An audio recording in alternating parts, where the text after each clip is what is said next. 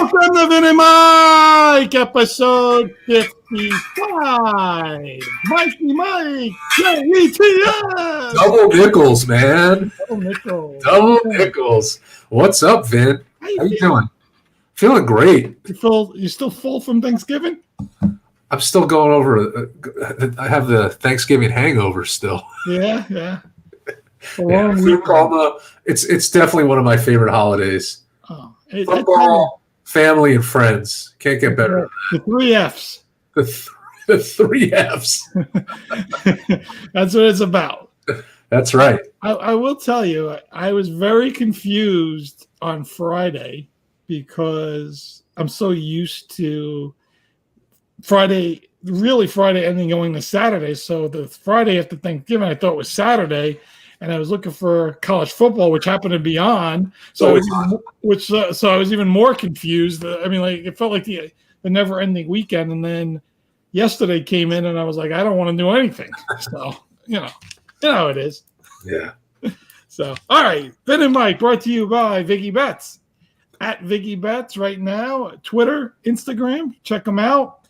He's got some giveaways as we go into the Christmas season. He's doing his own Black Friday, Cyber Monday. Giving Tuesday is today. I didn't know if you knew that was a new holiday, Giving Tuesday.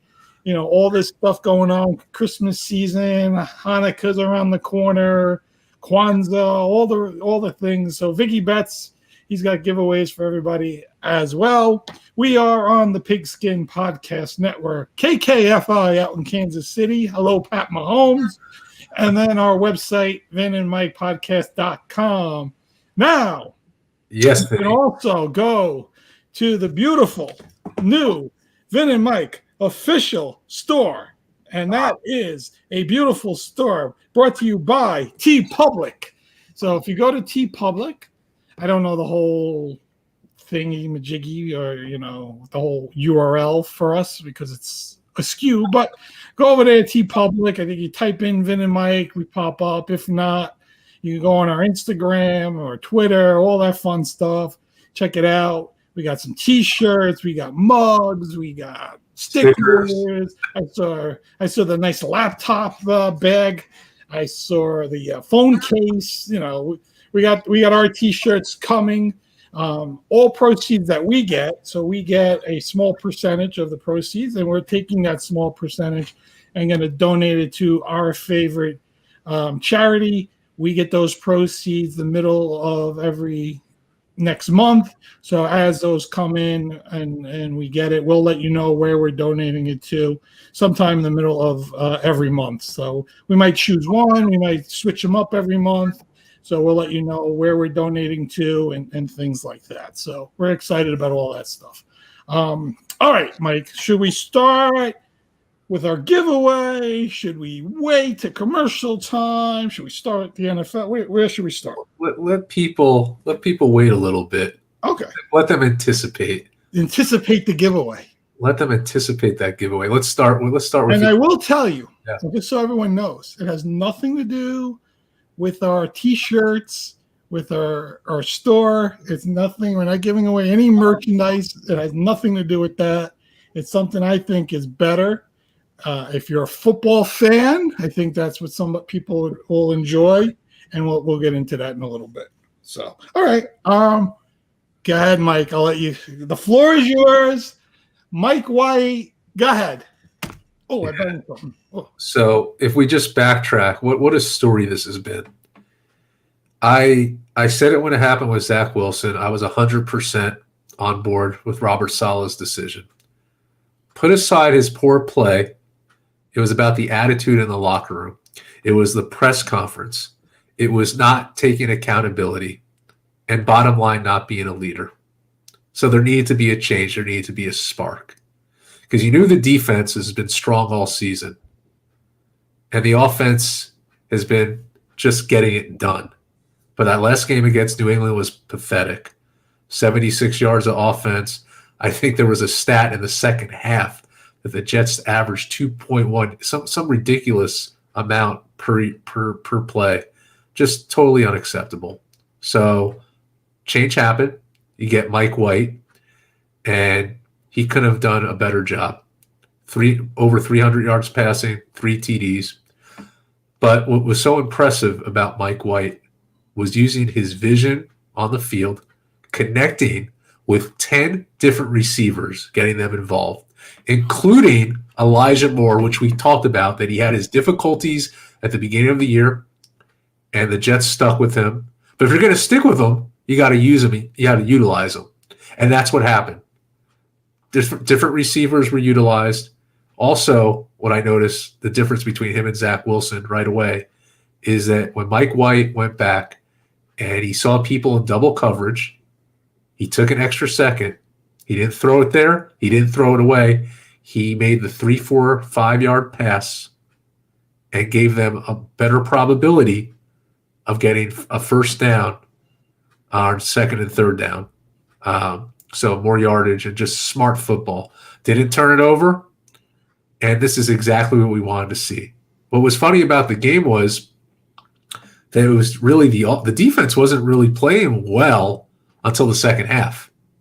It was the offense that really stood out, and that's a huge testament to Mike White. You also saw the sideline, the enthusiasm towards him. And we weren't really seeing that with Zach Wilson. He already has a chemistry with Garrett Wilson. You could see that was great to see.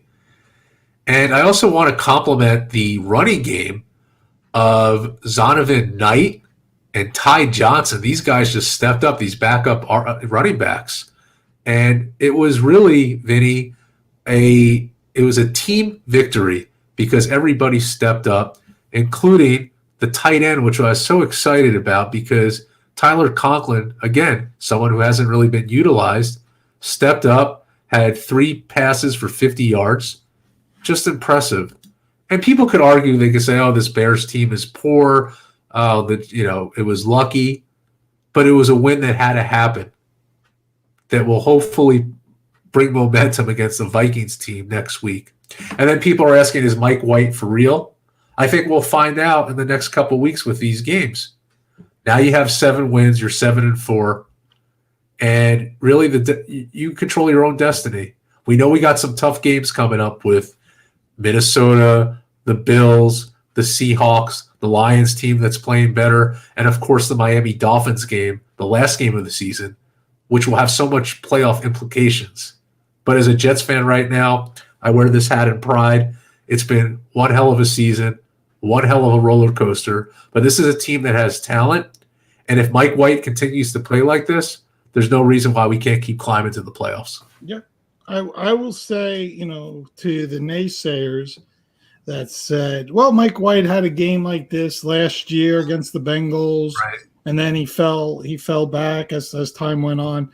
Well, Zach Wilson hasn't had a game like the Bengals game or the game against the Bears in his entire career. Mike White has done 2 of those games for you already, where right, you've been throwing the ball all over the place, like you said, 10 different receivers, doing all the things that you need him to do, and scoring 31 points. I mean, that's the big thing, right? You scored a lot of points. This is a team that couldn't score the week before, couldn't do anything. And I think when you look at that, that's where you have to see things have improved. And I think you make a really good point that Zonovan Knight and Ty Johnson really stepped up, but did they step up more because Mike White was good and you can't really concentrate on the run? I mean, we know this Bears team is not the best, but it's still the NFL. We've seen what happens week to week. We see what happens in a lot of these games. Teams go on the road and win, like the Raiders. No one was expecting that. So you don't know what can happen week to week. It's the NFL. You have to win with the team in front of you, and that's really what the Jets did, and they looked good at doing it. And like you said, the defense got off to a slow start. I know no Justin Fields, a lot of things that played into the Jets' advantage. But at the end of the day, you have to win those games. You have to play well, and that's exactly what they did. I think I found it interesting that James Robinson was a healthy scratch. I don't know how that's going to continue going into next week because I don't think Michael Carter is going to play at all.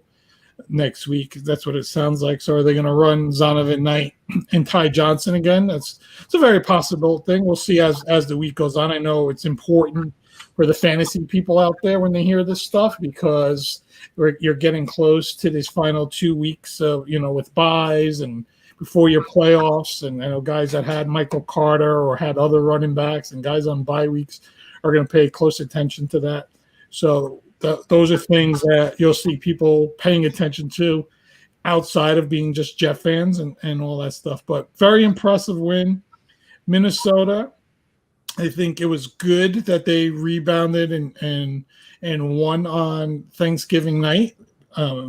They're not as desperate as they would be with the Jets team going in there.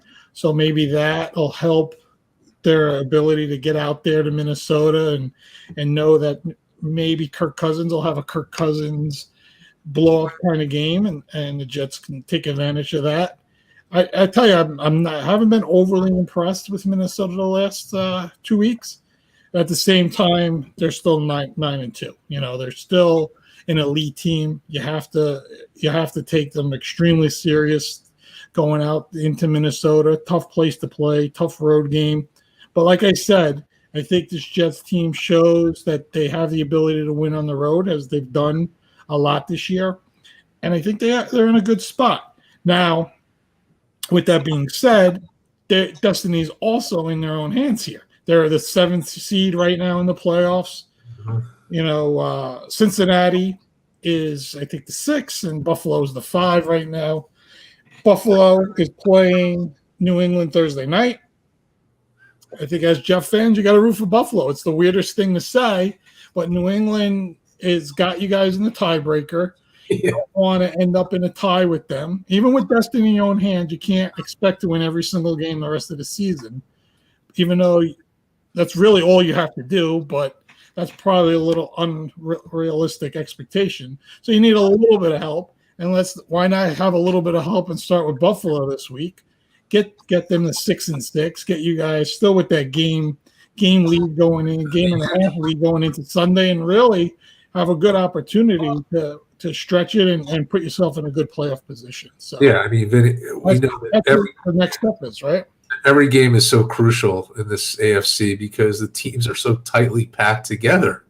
For example, No. if the Bills somehow lose against the Patriots, which is possible, Sure. right? They become 8-4. If the Jets win against the Vikings, they're 8-4. The Jets would hold that tiebreaker because they beat the Bills. Yeah. So that's how much things. So they could move up to that 5. It's just crazy. But that's why don't worry about that shit. Just win. Just win. Just win. Don't worry about what place am I in. Where do I go if I win? Right. Just focus on the game at hand and win. I had this conversation today with a good friend of ours about his fantasy football team, and he was telling me he's 30 points out of first place and all this stuff. And I said, just win. Who cares how many points you're out? Yeah. You're 1 point win. If you win your games, fantasy, NFL, any sport, you win, you continue. It doesn't matter if you scored 1,000 points or 1 point. Winning is all that counts, and that's what everyone always remembers. You can talk to 1,000 Rams fans from last year and say, name your losses from last year and name me those scores in those losses. And probably 998 of them won't know. I'll give you 2 of them that might know it because some people are really psychotic. But at the end of the day, everyone knows the Rams won the Super Bowl, and that's all that matters. So it's all about winning, get to those wins, and continue to move forward, and that's what you want to see. And this is a Jets team that's lined up for that. Now, let's go across. Well, we don't even go across town. You just flip the switch, and you change the color. You change the colors of the walls there in MetLife, and the blue, and the Giants. So I thought the Giants were in a lot of trouble after their Thursday Thanksgiving loss to Dallas. But my Raiders go into Seattle, and Josh Jacobs runs up and down, all around. Derek Carr showing something of life, giving me some hope, making me feel good, Max Crosby is unblockable, by the way. So we're feeling good. We beat the Seahawks, and we helped you, Giants fans. We helped you because Seattle now is the 8th seed or the 9th seed. I don't even know. They're out of it. You have destiny in your own hands again. You got 2 games against Washington coming up. Back to back, right? You were talking about. So Washington, not the Giants. So Washington plays the Giants this week, bye week, and after their bye week, play the Giants again. So Washington has back-to-back games. But in between those Washington games, you got Philadelphia. But go in, beat this Washington team. Keep the momentum going because Seattle is going to have to play San Francisco and Miami and all these other teams on their schedule. They don't have an easy schedule. The Giants win a few of these games and get themselves in a place where I think they can get that wild card spot. And I just want to say you're welcome, Giant fans. Derek Carr and Josh Jacobs. Derek Carr's your best friend now, all of a sudden. Well, listen, let me tell you, look at the difference, and to be serious, look at the difference in Derek Carr 2 weeks ago, who goes on the podium and cries because he wants to win so bad and talking about his teammates and all that stuff. Now, me, as a Raiders fan, just want him to win, right? Like, I don't need all these. But he showed a caring, a leadership in his team, whereas Zach Wilson goes up there and doesn't take any ownership for his team. He gives a simple, do you feel bad that you didn't perform and the defense? No, I mean, like, what do you mean? Like, you're the leader. At least Derek Carr, maybe he's never going to win me a Super Bowl. He may never take me to the promised land, but at least I know he carries it on his shoulders, the weight of the Raiders, and he tries 100% every single time. He might not succeed, but at least we know he's the leader of the team. Right. Jet fans do not know Zach Wilson as a leader. I think Mike White has shown more leadership there. And honestly, I know Robert Salah saying, week to week, and Zach, you know what? Mike White is your guy. That's who your guy is. And he's going to keep winning. He's going to continue to be your guy. And I wouldn't want Zach Wilson back on the field. Even if they go up to Minnesota and lose, I don't want Zach Wilson back on the field. That doesn't help because you need consistency. Yeah, even if they lose the game and they play well, you need to give him a chance. You can't keep taking one guy in, putting one guy in. It's just not going to help you. I don't need a guy that gives me 2 yards of offense and a half. No, you know what I mean? Actually throwing the ball. No. 2 yards offense, and like you said, Elijah Moore, who didn't want to be on this team anymore, who wasn't having any catches, wasn't part of game plans, wasn't all this stuff.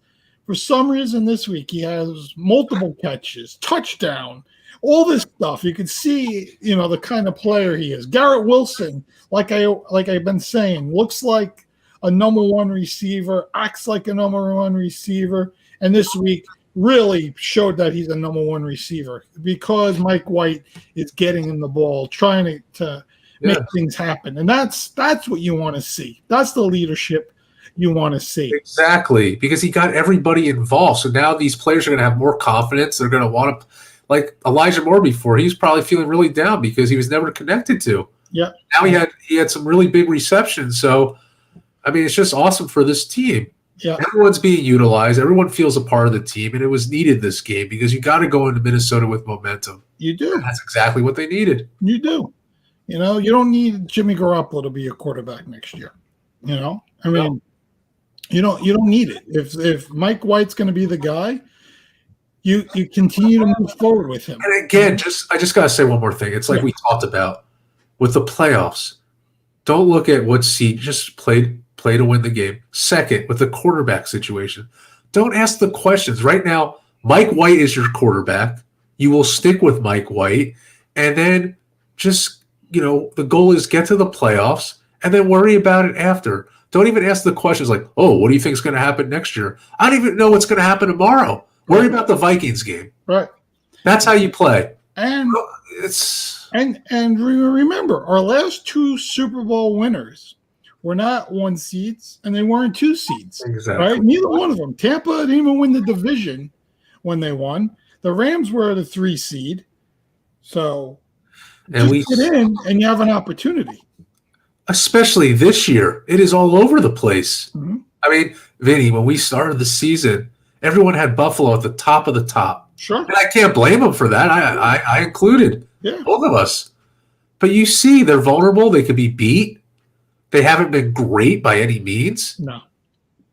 So it is wide open. And I think as long as you make the playoffs this year, anything's possible. Yeah. Both sides. And Detroit was fantastic on Thanksgiving. They were. They're playing really good football. They're going to be that kind of team that's not going to make the playoffs. That's going to be a tough game every week, right? Those are the teams you worry about because they have nothing to lose. All they have to do is go out there and play football. Their coach, has them motivated. They like them. They're definitely a different team than they were last year. I like the way they're playing. They honestly should have gotten that game to overtime. Some mistakes there, and you can see, those little things that really make good teams and great teams. It's like those little things that happen in a football game that probably cost Detroit the potential to win that game in an overtime. But at the same time, they played much better than anyone thought. If anybody jumped on our parlay, they hit because we hit our parlay. Thank you, Giants. What was it, plus 600 we hit it at? We did. Yeah, so it was a nice little parlay for everybody. Anyone that's excited, you got on our parlay and jumped on that. But ultimately, just go out and win the Jets. That's it. You can do it. And the Giants, Washington is playing really well with Taylor Heineke. The guy is another guy, right? Carson Wentz is supposed to be this big star and all this stuff. They bring him in. Our friend Kyle always laughs when I talk about Carson Wentz because I told him that he was a bum, that he was going to fail everywhere he went. And, again, I don't like to be that mean about it, but at the same time, we see what it is. And you can see how much better the Washington team is with Heineke at quarterback. You can see he's more enthusiastic, more of a leader. They probably should have beat Minnesota that game too. They probably should be basically undefeated with Heineke as the starting quarterback. But it's going to be tough. The Giants have to play them. They got to play Philadelphia. They got to play them again. They got to go and win those games. I don't think they're going to beat Philadelphia. I think the thing is you split with Washington. Right. That'll get up to what, 8 wins? Yeah. Right. And then their schedule. What's their I'm looking at here. So they got the Commanders Sunday. Yeah. Then they got the Eagles at home. Yeah. Then they got the Commanders. Yeah. Again. Then they got the Vikings in Minnesota. Yeah. Tough. They have the Colts at home, and then the Eagles. The Eagles at Philadelphia. They do not have an easy schedule. So they need to figure out how to split those Washington-Philadelphia games and definitely win that Colt game, and that gives them the 10 wins. Yep. And then the Minnesota game is a coin flip, right? That's the way you look at it. And let's look at the Jets real quick. So they're at 7 wins right now. You got the Vikings game, which, listen, I'm optimistic, but it's going to be tough. So we'll see. The Bills, I'm going to put as a loss. I'm being a realist about this. Mm-hmm. I know the Jets beat them at home. Buffalo is a very difficult place to play, and the fact that the likelihood of sweeping the Bills this year, I don't know. I just feel it's hard, but I'm just trying to be realistic. Yeah. And the Lions team scares me. Listen, they're going to come in, and it's going to be tough, but they should win that. They should win the Jaguars game. The Seahawks or Raiders gave me some hope, Vinny, but it's very difficult to go out west and play. And then you have the Dolphins game, which I think is going to have major significance. I think that's where – and hopefully the Jets will get their 10th win before that, or it's going to come down to playing a Dolphins team in Miami. It's going to be very interesting for sure. Yeah. It's oh, man. It's very interesting. Now, I'm going to tell you, at 4-8, the Raiders, we have Go ahead. the Chargers at home, winnable game. The Rams on the road, winnable game. Winnable. Yeah. The Patriots at home, winnable game. Yep. The Steelers on the road, winnable game. All right? The 49ers at home, tough. And then the Chiefs at home, tough. All right? I'm sorry. The Raiders are in a spot. They're in a spot where they can go 9-8. They're 4-7, by the way. Sorry. What? Yeah. 4-7. Listen. So they have a very favorable schedule. I think the next 4 games are all extremely winnable. Extremely winnable. And I thought this was the chance when they went out to New Orleans and had that opportunity playing the Colts. I thought those were the games, and I thought we could be closer to 6-5, 5-6 about this point. So we're 4-7. Let's win 3 in a row here. 3 more. Get to 7-7. And then I start talking about how we knock your Jets out of the playoffs. We won't be able to talk. I couldn't look at your face. I don't want to. Look at my face. I don't want to look at your face. I'm sorry, you want to look at it now. All right, let's do it. Let's do a commercial. We'll come back. We'll talk a little more NFL. Want to get into a little USA. We'll talk. Hey, we'll talk about a bunch of things, and then we'll talk about our giveaway also. So, DraftKings Sportsbook, an official sports betting partner of the NFL, is my go-to when betting on the NFL this holiday season. Like I said, me and Mike just put out a nice Thanksgiving parlay for everybody. So hopefully some people picked up on it and laid a few dollars and hit some good old holiday shopping money, which, is always nice this time of year. Right now, new customers can bet $5 on any NFL team to win their game and get $150 in free bets if they do. Check this out. Right now, everyone can earn up to a 100% boost with DraftKings stepped up same game parlays. Go to the DraftKings Sportsbook app, place a same game parlay, and combine multiple bets like which team will win, player props, point totals, and more. The more legs you add, the bigger the boost, the bigger your shot to win big. As you know, I like to take one guy from every game and for any time touchdown. I usually add 10, 11, 12 of them, and I get like plus 40,000 odds, and I put a little like $5 bet on it, and hopefully I win $100,000 or something. But download the DraftKings Sportsbook app now. Use code TPPN. Place a $5 bet on any NFL team to win their game and get $150 in free bets if they do. Only at DraftKings Sportsbook with code TPPN. Minimum age and eligibility restrictions apply. And, of course, see show notes for details. All right. So, by the way, my fantasy teams are fading quickly. I lost to our good friend Bart this week. You lost to Bart? Well, let me tell you what happened. Ready? Oh, me and him go into last night. I have, I think, a 6-point lead. I have Najee Harris. He has Jonathan Taylor. Najee Harris scores an early touchdown. I'm up by 12. Okay. I think I'm up by 6 at halftime because I think Jonathan Taylor scored before the half. So I'm up by 6. They announced at the beginning of the second half that Najee Harris pulled his abdomen or strained something, and he's out for the rest of the game. And I'm just like, that's it. It's over. I've lost. There's no way that Jonathan Taylor is not going to score 6 points here in the second half. Of course, I think he ended up scoring 8. I lost by like 2 points. I lost by, I think, like a half a point the week before. I mean, it is like totally ridiculous, the losses that I've taken this year.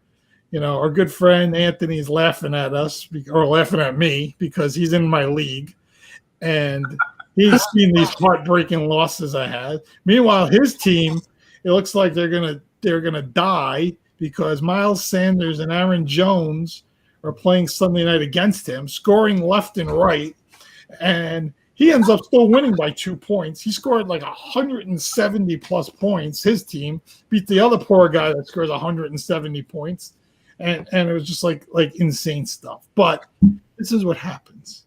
This is what happens. This is fantasy football.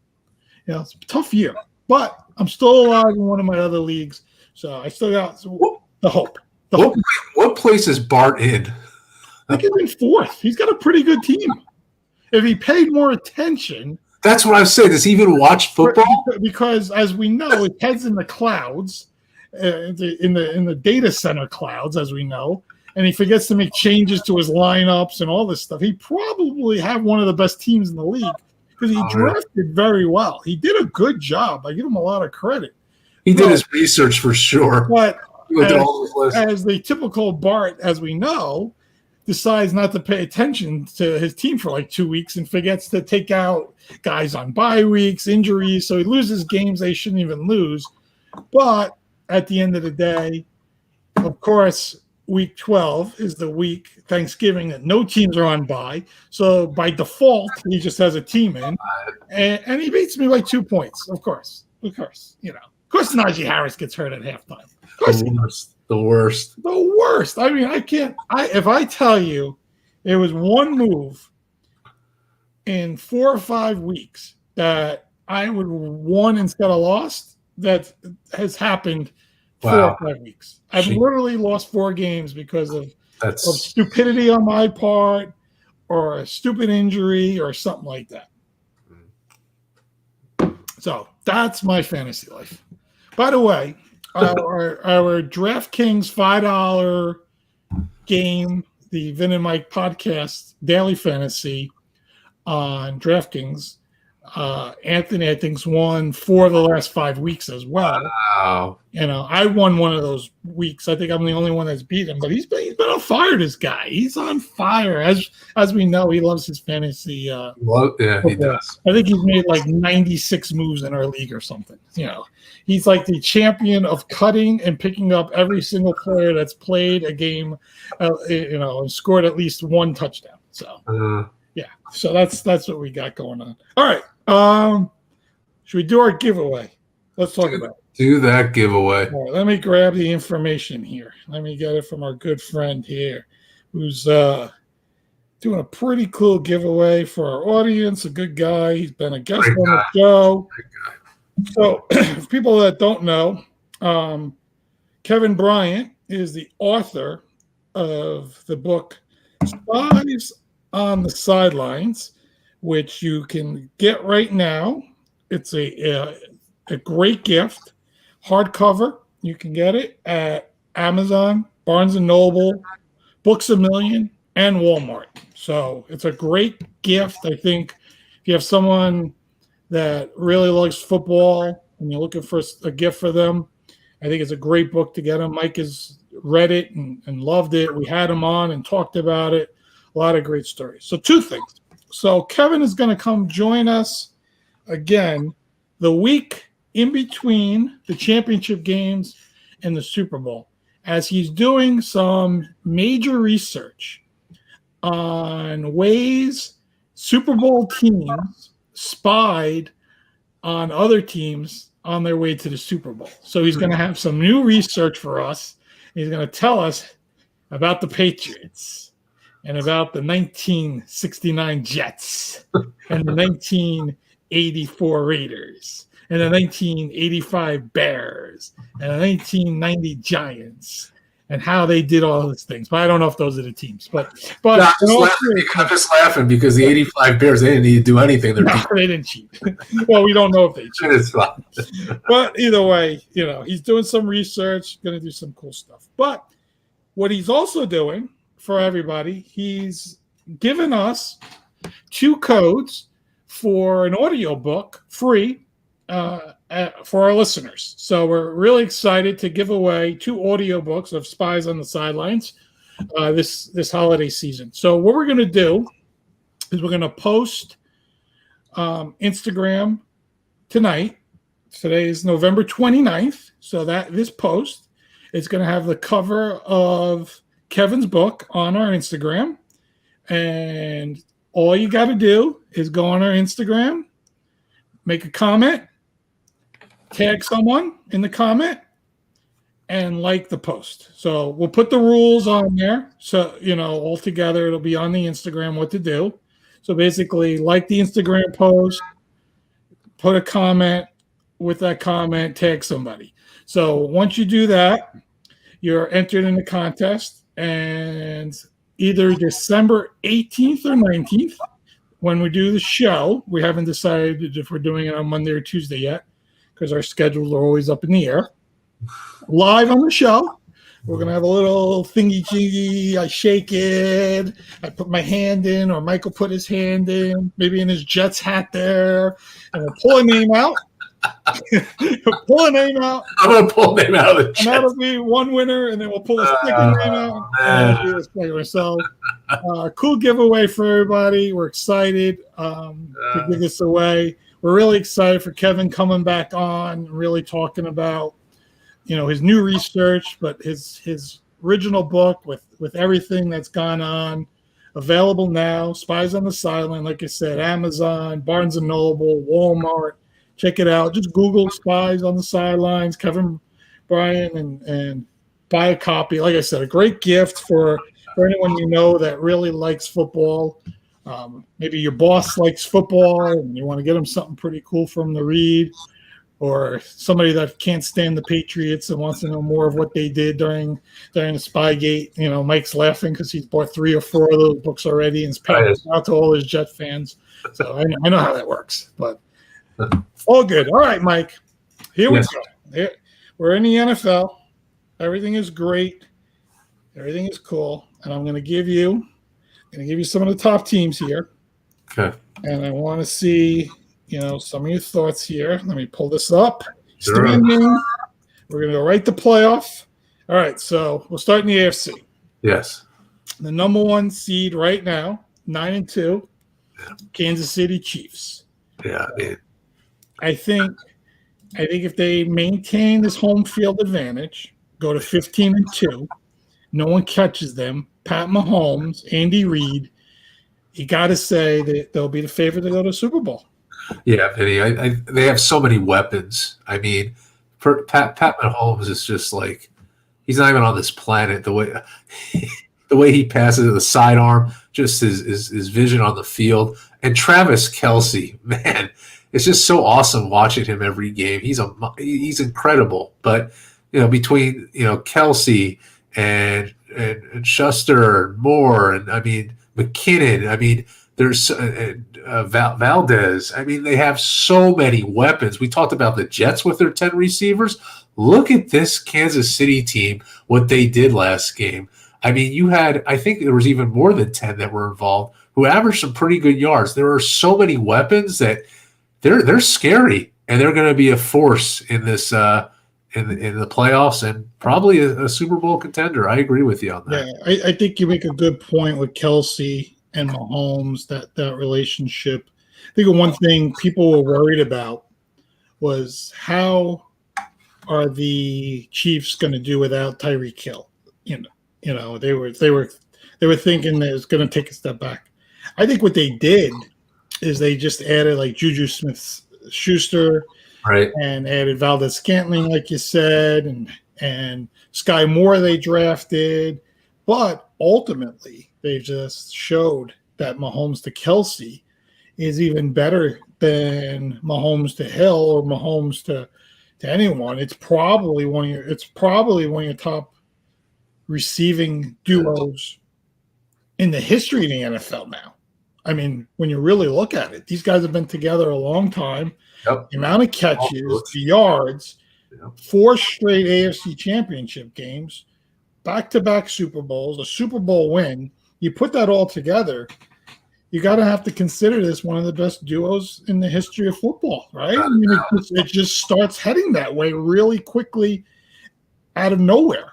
We talked, I think me and you probably talked a few years ago about, Mahomes and what kind of quarterback is he going to be? I think that year when he first became the starter, I think it was probably one of our first conversations of meeting each other is what do we think of this Mahomes guy? We're like, oh, we're not sure.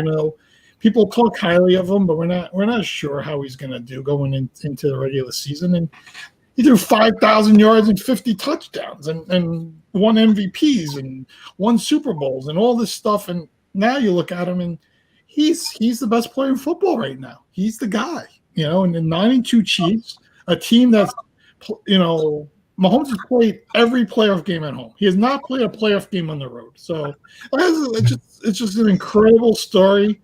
It's early in his career. As a Raiders fan, I just want to punch the guy in the mouth sometimes. But as a football fan, I have a lot of respect for him.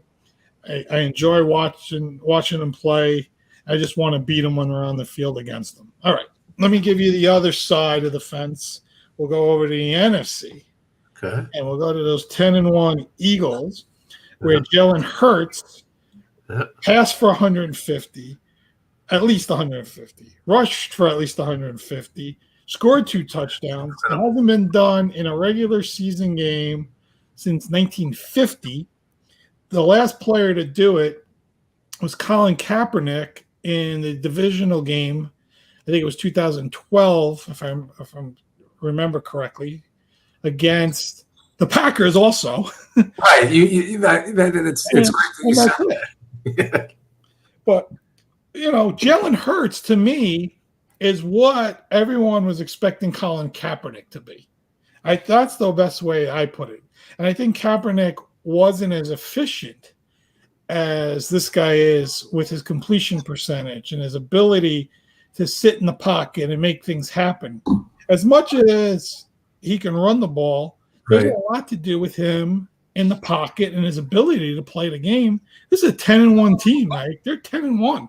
They're going to get home field, and they're going to – I know San Francisco is tough and Dallas is tough, but I don't know. It's going to be hard. It's going to be very hard to stop Jalen Hurts and this Eagles team in Philadelphia.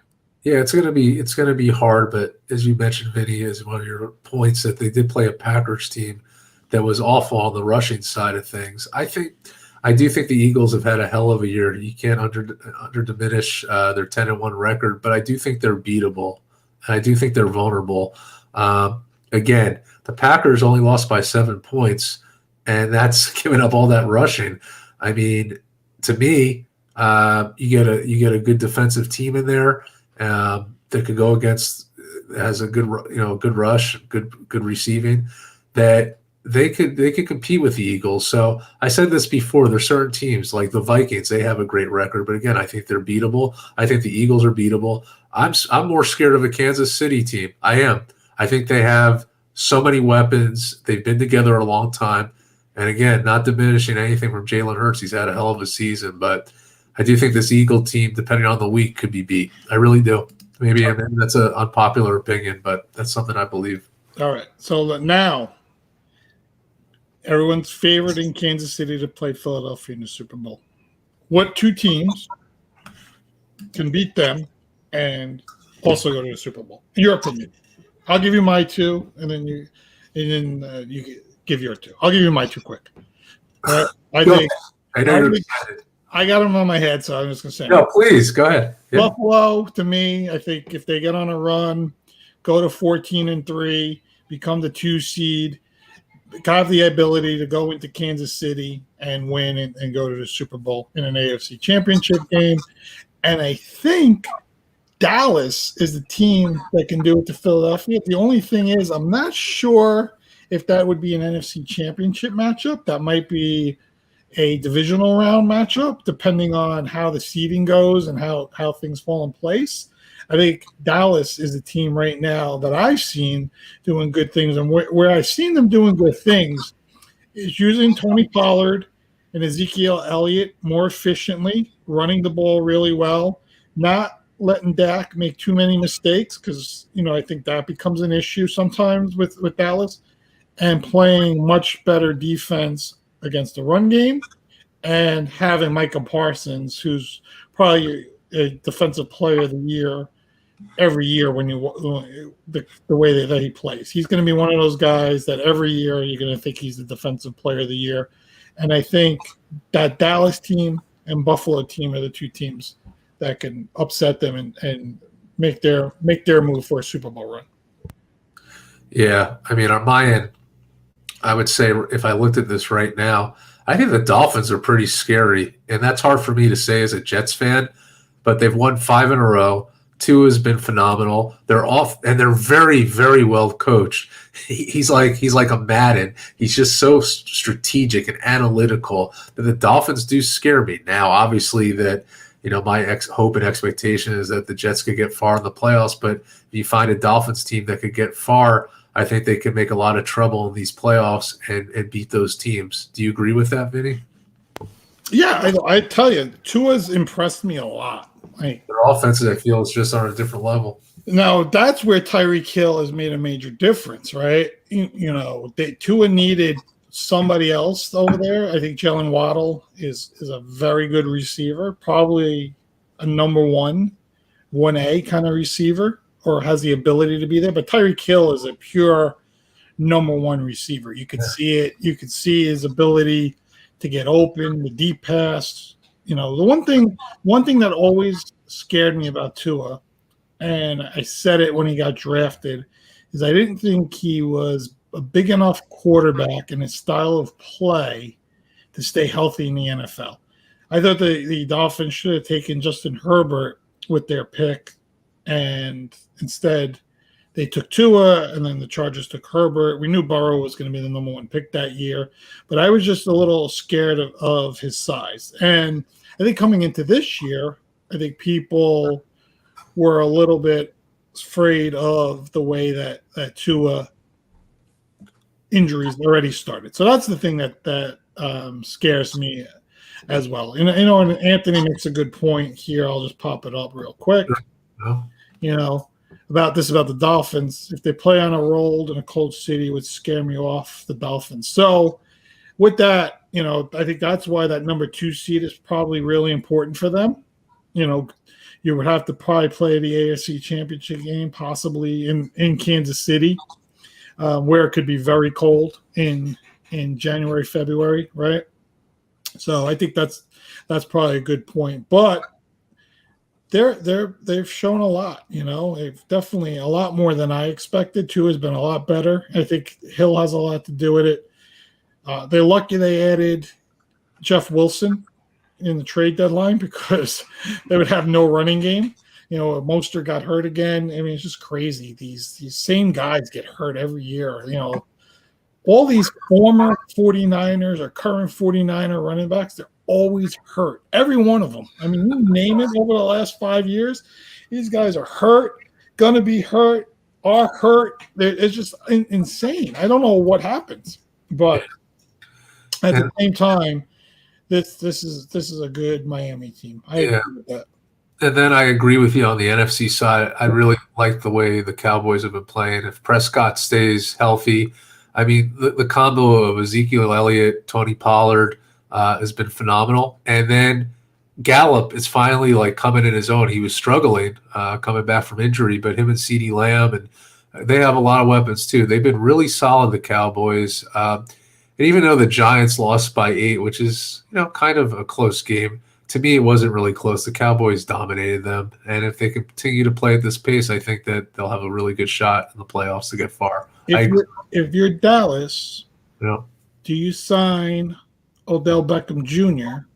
to come in there as your 2nd/3rd receiver, or are you actually worried with what happened with him on his flight to wherever he was going? I don't know. I look at you have to be a little bit scared, but who wouldn't want him as a receiver? Right. I mean, to me, it's you'll have some nerves about it, but to add him to your roster, I think. Are you also scared of him having two knee surgeries on the same knee? There's a lot of fear. Yeah. But I just feel like he brings so much to a team and excitement that it could be really interesting. But So my big question is, do you think Anthony put Dramamine in his Hennessy before he got on the plane? what I will not make a comment about Anthony. Did Anthony roofie Odell Beckham before he got on his plane? Because He may have he may be thinking about his upcoming parlays. it's like it's like the old school draft days, right? When they would say these guys are drug addicts or failed tests, so they would slide down in the draft so teams could draft them. You know who they did that to? I don't know who did it, but they did it to him was Warren Sapp, because Warren Sapp was projected to be the number 1 overall pick, and there was all these reports that came up that he was a huge partier and all this stuff, and he ended up dropping to Tampa. I want to say he was like the 7th pick in the draft when he should have been like the number 1 overall pick. So that's like one of the guys I know for a fact that they actually made stories up about it. Maybe when I have to write a note, maybe we're gonna ask Kevin if he knows of any of the spying stuff, because part of that is like the draft that he talks about. If there's anybody specifically that he knows that it happened to, not that accuse the team, because we don't know if the team did it, but it's widely known it's about Warren Sapp. So yeah, I don't know what happened with Odell there. I'm just hoping that, again, the concussion syndrome thing I'm hoping that's not part of it, because you worry about these guys and these head injuries and all the stuff that goes on with that. So you worry about all that stuff. But ultimately, I think if it was me and I needed a receiver, I think it's one of those things. You sign them until the end of the year. There's 5-6 games left, and you just roll the dice. I mean, you're going to give them a prorated, probably minimum veteran contract. So you're probably going to pay them $3 million, let's say, at a prorated price of $750,000 or whatever it is, which for an NFL team, that's like me giving you $1, and then you go forward, right? I mean, that's it. All right. Let me ask you. I know you haven't watched too much of it, but it's all over the place, and I figure we'll just mention it. I watched a little bit of the game. Our man there, USA, wins 1-0 today. Everybody's very excited. Our man Pulisic there scores the go-ahead goal. I think it was at, let me see, I want to get the exact time, at the 38th minute. As he scored, he went sliding into the goalie and injured his lower body. Now, they're saying it was an abdomen thing. I watched it probably about 12 different times, because that's how many times they replayed it. I'm pretty sure parts of his body that men have went into his abdomen from the impact. I think that's what actually happened. Yeah. And that could happen. It's very possible. There's some room in there, and things float around, and I think that's what happened to him. And he was down. He was down for a few minutes after that play and everything. And then ultimately halftime came, and he never came back. But it was great to see US win. That was the first time that they went to the. It was the first time they went to the semis. It's the first time they're in the round of 16. It was 2014. Yep. And their first win since 2014. So it was good to see. I spoke to our good friend Alvaro and asked him a little bit about what he's seen over the last couple of games. He said this team had a lot of chances in the England game, had a lot of chances today. They got to start putting those chances in the back of the net. Yeah. He thinks they have a good shot of beating this Netherlands team. He doesn't think this Netherlands team is that big of a powerhouse. And as much as they don't give them a big chance to win, he thinks they have a shot. And I think a win like that, and you advance to the quarterfinals, I think it's great for USA Soccer. It's great for your new bunch of kids that want to play soccer. It drives enthusiasm, and then, our 2030 team, you look 8 years down the line, similar to this team, right? 8 years down the line from when they went to the quarterfinals, then it's you get the new bunch of kids and kids that, are on the fence about playing soccer. Now all of a sudden are fans of all these guys. They continue their soccer career. And a guy that maybe was going to be a track star is now a superstar soccer player, or a guy that maybe was thinking about playing American football is playing football, and it's good for the sport, and maybe USA soccer, get some juice. Yeah, I mean, it's exciting. Like you said, I haven't tuned in too much, but always excited for the USA to do well. And it's just great for the sport, and it's great for just people just having this to talk about, soccer. It's great. Well, I expect you on Saturday to have your TV on. I don't know what time the game is, but it's usually in the morning.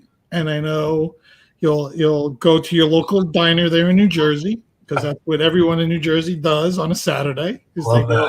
They go to a diner and they have breakfast. That's why there's 400 diners in one town, and there's 40 towns. So figure it all out, how many diners are in the state of New Jersey. And everybody goes and they have breakfast. And I think you can do that and then watch the Netherlands play the USA. Oh, yeah, I definitely. And you cannot fall asleep at any point in the match. You can fall asleep at halftime, but you cannot fall asleep at the 82nd minute, because the game's 0-0 and you're like, what the hell am I watching? Any other instructions for me? That's all I got. All right, thank you. Now, me, I'd probably be asleep at the 22-minute mark and wake up at the 90-minute plus 4 and pretend I watched the whole game and give you an analysis on it. I love it. Any Aaron Judge news? Did anything pop up on your breaking news screen? Nothing. So I heard today. Hopefully next week or two. 8 years, 320 is what he was expecting. But I have one thing to say about this. You tell me if you agree. Yeah. To me, if he really wanted to be a Yankee, and he was all about the Yankees, it wouldn't take this long to me, because I just feel like. Well, let me just finish. If you take like a Derek Jeter, right? I don't think this would have ever happened, because Derek Jeter was the heart of the Yankees, and let's face it, like without Judge last year, the Yankees would have been subpar. He really carried the team. Yep. But wouldn't you want to make a stance and put the money aside to say, I love this team. I only want to be in New York, and we're in discussions. But the fact that it hasn't been gives me nerves to say there's a good likelihood that he is going to go somewhere else. All right, so I'll give you a couple of things that are in my head when you say this stuff. It's one, he's a free agent, and he might be thinking, I want to see what other teams really think of me and my value. So let me go on this tour and meet other teams and see what they offer and all this stuff and what their mindset is, right? That could be one. Two, he might be still angry about the offer in the off season and really wants to feel out other teams and just not happy in general. He could also have done what Derek Jeter did back in the day, was basically say, I'm staying here, but don't tell anyone. And, I'm just going to play this out like a free agency thing, where the Yankees did Jeter wrong. And he's admitted to this, Jeter, that the front office leaked that he wasn't going anywhere. And that's stuck in his mind for years now. And I'm pretty sure that's a Brian Cashman thing, why Jeter and Cashman don't have a good relationship. And that goes to it. So it's possible Judge did that. You got to remember, Bernie Williams was about to sign with the Boston Red Sox. He went on free agency. He was about to sign with the Boston Red Sox. George Steinbrenner picked up the phone, called him personally, and said, I'm talking to you. You're the New York Yankees center fielder. You're my guy. What are they offering you? We'll match it. I don't want to hear anything about you going to Boston.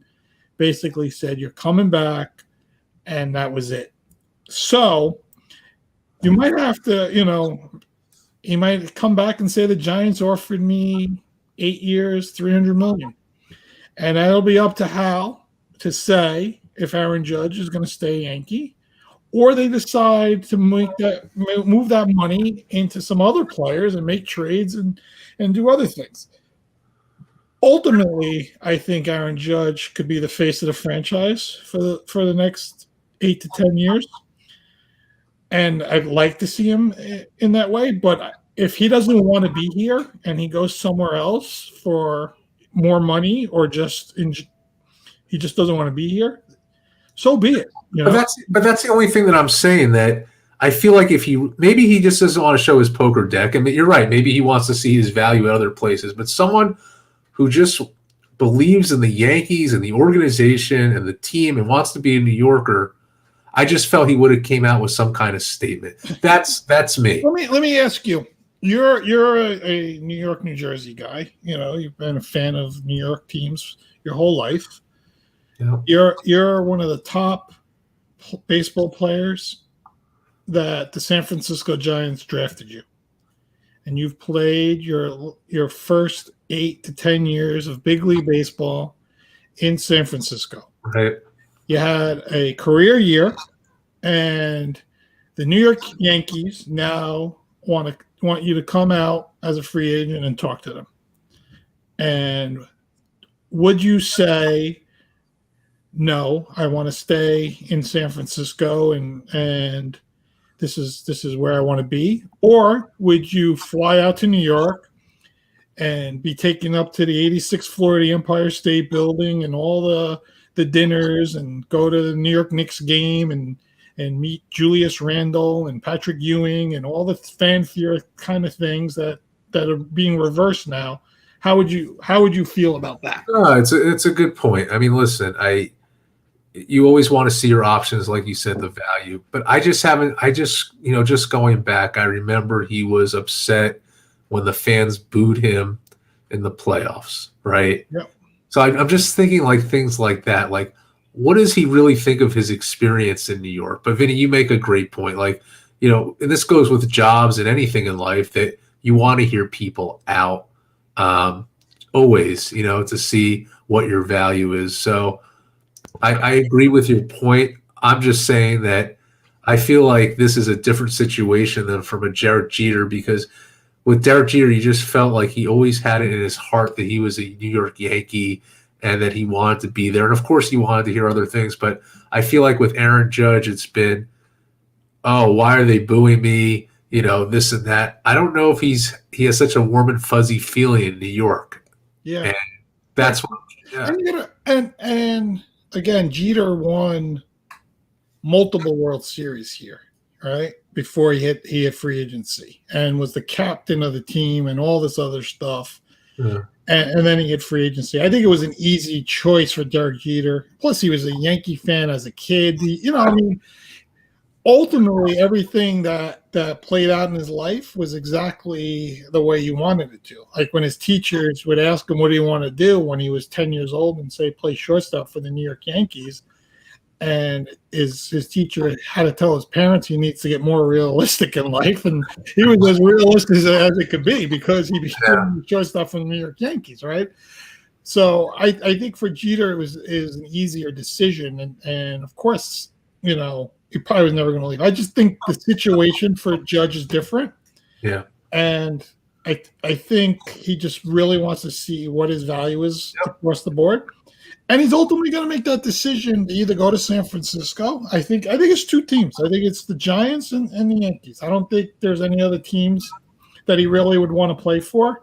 And then it's just up to him if he wants to continue the lifestyle that he has here in New York that he knows of, or go back to his childhood roots and everything and spend time in San Francisco and finish his career there. Time will tell. And time will tell. But for us as Yankee fans, I think we want him back in the Bronx. I think we want Hal to spend $500 million this year, and not just who cares if we sign Judge and Trey Turner and everybody else, because that's the way we think all the time.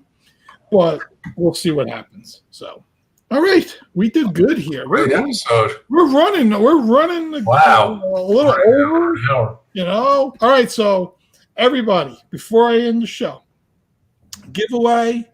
It'll be on Instagram. Check it out. Like I said, there'll be in the instructions and all that. We'll tell you all that.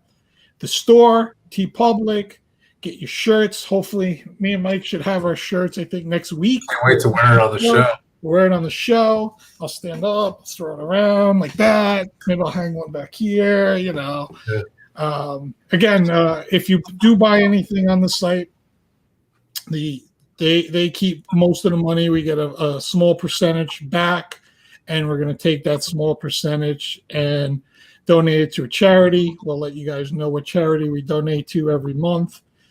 We might do more designs as the seasons go along and things. Maybe if the Jets make the playoffs, we'll do a Jet shirt, maybe a green thing. I don't know. We'll figure it out. Giants make it, a blue one, a little of both. Hey, Anthony, if the Bears make it, well, oh, never mind. All right, very good. All right, everybody. On that note, have a good night. Talk to you everyone soon.